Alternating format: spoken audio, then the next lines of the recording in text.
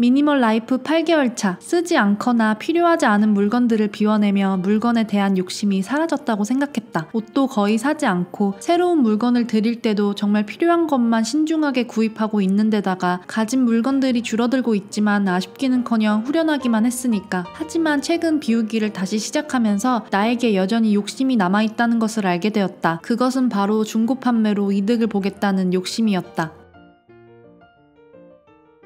미니멀리스트가 되기 전에는 내가 가진 물건을 중고로 판매하거나 쓰지 않는 물건을 기부하는 편이 아니었다. 내 물건에 대한 소유욕인지 애정인지 모를 마음으로 가진 물건들을 버리지도 않고 가지고 있었다. 다행히 가진 물건의 수가 대단히 많지는 않아서 그럭저럭 불편함 없이 내가 가진 물건들을 어딘가에 방치한 채로 잘 살아왔다. 중고거래는 나와는 먼 이야기라고 생각했고 중고거래를 생활처럼 하는 누군가를 보며 부지런하고 야무지다는 생각만 할 뿐이었다. 그러던 내가 미니멀 라이프를 시작하고 나서 중고거래에 발을 들였다. 결혼생활로 불어난 물건과 쓰지 않는 물건들을 비우기 위해서였다. 처음 중고거래를 시작했을 때 물건을 파는 일에 재미를 느꼈다. 남편과 나는 팔만한 물건을 찾아 열심히 중고마켓에 올려서 돈을 벌었다. 하지만 어느 순간 들이는 시간과 에너지가 많이 할애되고 있다는 것을 알게 되었다. 올린 물건이 팔리지 않아서 괜한 스트레스를 받기도 했고 낯선 사람을 만나는 일이 반복되자 어려운 일이 아닌데도 버겁게 느껴졌다. 그래서 자꾸만 후회를 하기 시작했다. 물건을 너무 쉽게 샀던 지난날의 우리가 밉기도 했다.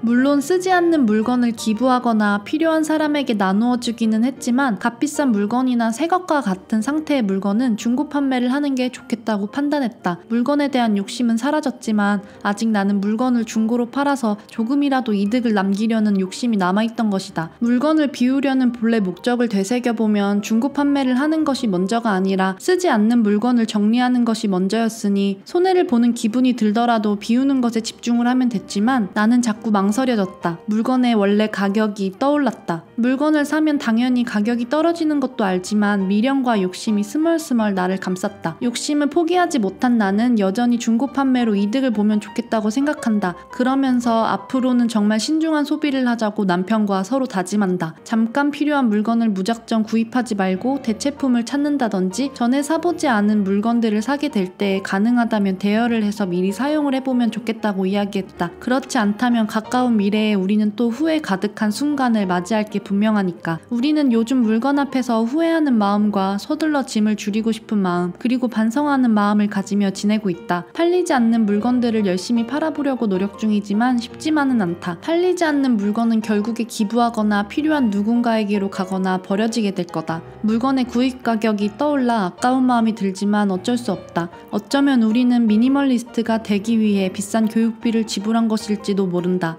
그 대가로 가벼운 삶을 얻게 되었다. 그렇게 생각하니 아깝지 않았다. 오히려 이득을 본 쪽은 우리였기 때문이다.